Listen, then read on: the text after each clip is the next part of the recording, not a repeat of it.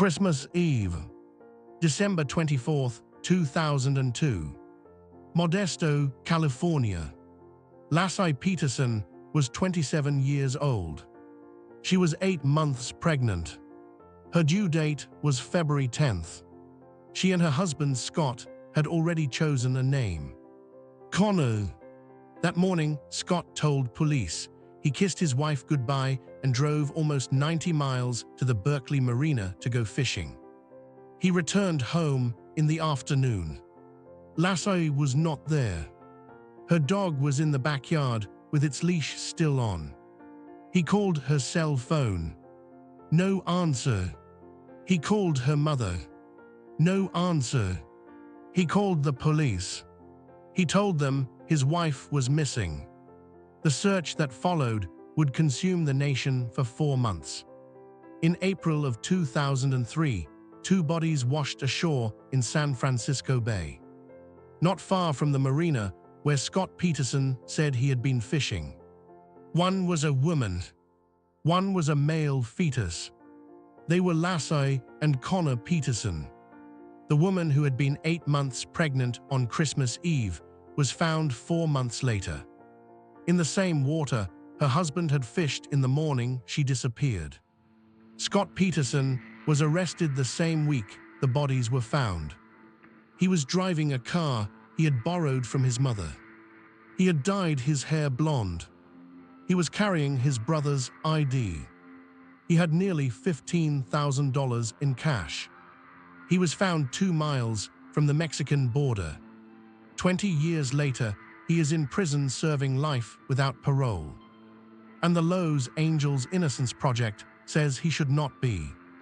Laci Denise Rocha was born on May 4, 1975 in Modesto, California. She grew up in the Central Valley and attended California Polytechnic State University in San Luis Obispo, where she studied ornamental horticulture. That is where she met Scott Peterson in 1994. He was charming, he was handsome, he told people he was a professional golf caddy. They dated for several years and married in August of 2000 in a ceremony in Solvang, California. They settled in Modesto, the city where Laci had grown up. Scott worked in fertilizer sales. Laci managed their home, took cooking classes, walked the neighborhood with their golden retriever Mackenzie, and prepared for the child who was coming in February. By all visible accounts, their life was good. Their house was comfortable. Their families were close. Laci's mother, Sharon Rocha, lived nearby and spoke to her daughter nearly every day. Laci was active, social, and by every description of everyone who knew her, genuinely happy about becoming a mother. On December 23, 2002, the night before she disappeared, she attended a dinner party with Scott at a neighbor's house. Multiple guests said she seemed healthy, happy, and excited about the holidays. The next morning, she was gone. Laci Peterson's disappearance became national news almost immediately. A young, attractive, 8 months pregnant woman missing on Christmas Eve from a quiet neighborhood in California. Her face was everywhere. Search parties formed. Volunteers combed the parks and waterways around Modesto. Her family offered a reward. The story consumed cable news for weeks. And from the very beginning, investigators were looking at Scott Peterson. On December 30th, 6 days after Laci disappeared, Amber Frey called the Modesto Police Department. She was a massage therapist who lived in Fresno. She had been dating Scott Peterson since November. She had believed he was single. When she saw the news coverage of the missing pregnant woman, she connected the name to the man she had been seeing. She called police. She told them everything. And then, at the request of investigators, she continued calling Scott. She wore a wire for weeks. She recorded conversations. In one of those conversations, made before Christmas, Scott had told Amber Frey that he had lost his wife. that he would be spending his first Christmas alone. Laci was still alive when he said those words. Police had their motive: a man who wanted to escape his marriage and his impending fatherhood. A man who had taken out a $450,000 life insurance policy on his pregnant wife 8 months before she disappeared. A man who went fishing 90 miles from home on Christmas Eve and came back to find his wife gone. On April 13, 2003, the torso of a woman washed ashore at Point Isabel near Richmond, California. 2 days later, Laci's body washed ashore a mile away. Her head, hands, and feet had been severed. The medical examiner determined she had been in the water for months. She was identified by her dental records and the baby clothing she was wearing. The male fetus, found 2 days earlier, was identified as Connor. He had never been born. On April 18th, Scott Peterson was arrested while driving toward Mexico with dyed hair, his brother's ID, and almost $15,000 in cash. The case against Scott Peterson was almost entirely circumstantial. No witness saw him kill Laci. No crime scene was ever found. No murder weapon was ever identified. What prosecutors had was a pattern: the affair with Amber Frey and the statement that he had lost his wife before she disappeared. The life insurance policy. The boat. Scott had purchased a 14-foot aluminum boat in November of 2002. He paid cash. He told almost no one about it. He claimed he used it to go fishing on Christmas Eve. The marina he went to was almost 90 miles from Modesto. He told police he had been fishing in the San Francisco Bay. The bodies of his wife and child were found in the same bay months later. The prosecution argued Scott had put Laci in the boat that morning, weighted her body, and dumped her into the bay. Her body and the fetus washed ashore in the same general area where he admitted to being that day. The jury believed the prosecution. In November of 2004, after a nearly 6-month trial, Scott Peterson was found guilty of first-degree murder for Laci's death and second-degree murder for the death of Connor. In March of 2005, he was sentenced to death. He was sent to San Quentin. And for nearly 20 years, that was where the story seemed to end. In January of 2024, the Los Angeles Innocence Project announced it was taking Scott Peterson's case. The Los Angeles Innocence Project does not take cases without a credible claim of actual innocence. That announcement shook the legal community. In April of 2025, the organization filed an 854-page petition with the California Court of Appeals.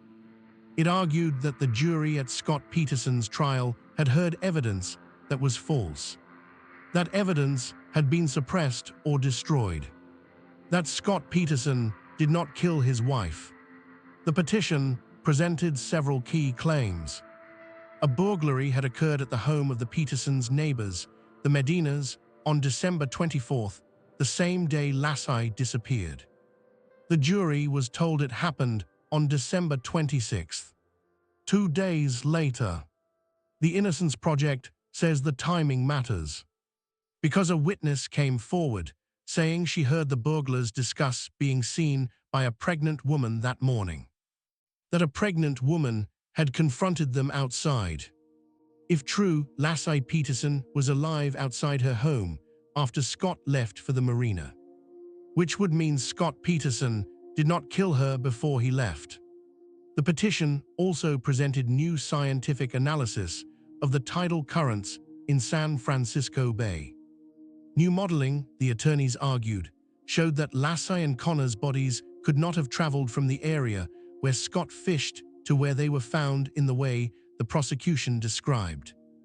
And there was a burned-out orange van, found 1 day after Laci disappeared, less than a mile from the Peterson home.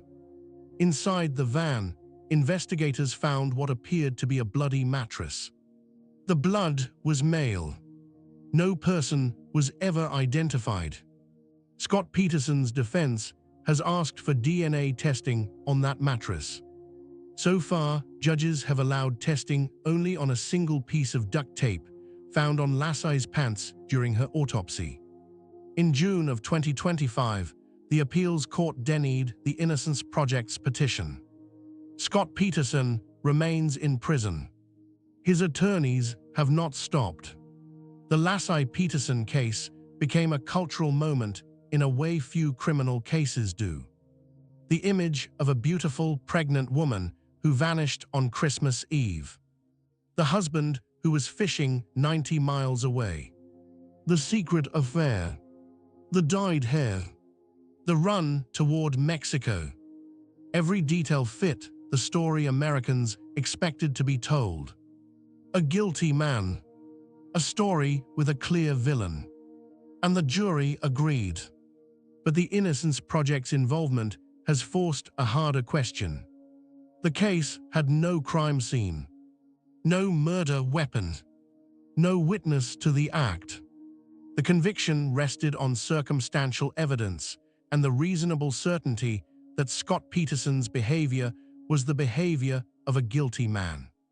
His affair, his flight, his insurance policy, his proximity to where the bodies were found. None of it was fabricated. All of it was real. The question is whether it was enough. The question is whether the full picture of what happened on December 24, 2002 was presented to that jury. Whether the neighbor's burglary was properly investigated. Whether the burned van was properly investigated. Whether the witnesses who said they saw Laci walking the dog after Scott left were properly heard. Laci's mother, Sharon Rocha, has never doubted Scott killed her daughter. She said publicly that the Innocence Project's involvement has reopened wounds that took years to close. She has attended every hearing. She has spoken at every opportunity. She has never stopped being Laci's mother. Laci Peterson was 27 years old. She was 8 months pregnant. She had a golden retriever named Mackenzie who was found in the backyard with his leash still attached. She had a mother who called her nearly every day. She had friends who attended her baby shower weeks before she disappeared. She had a name already picked for her son. Connor. Connor was never born. Whatever happened on Christmas Eve 2002 in that house on Covina Avenue in Modesto, California, Laci Peterson did not deserve to die. She did not deserve to wash ashore in pieces in the bay 4 months after she disappeared. Her son did not deserve to never take a breath. The case that followed her death became one of the most watched trials in American history. It generated documentaries and books and years of analysis. But underneath all of it was something simple. A woman who went missing on Christmas Eve. A family that spent 4 months hopping. A mother who identified her daughter's body by the baby clothes she was wearing. And a legal system that produced a conviction and is now, 23 years later, still being asked if it got it right. December 24, 2002. A man drove 90 miles to go fishing on Christmas Eve. He said he kissed his wife goodbye before he left. He said she was standing in the kitchen watching the Martha Stewart show.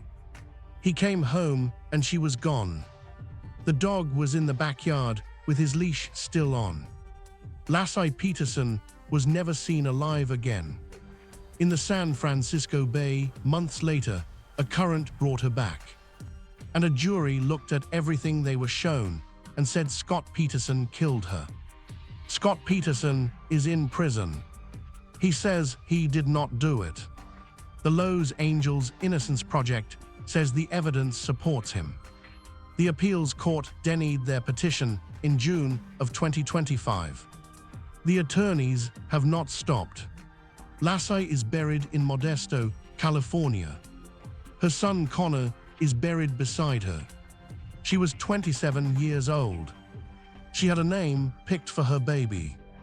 And the question of exactly what happened on Christmas Eve in 2002 is still being argued in courtrooms and legal filings 23 years later. Do you believe Scott Peterson killed Laci, or do you think the Innocence Project has raised questions that deserve a new trial? Tell me below.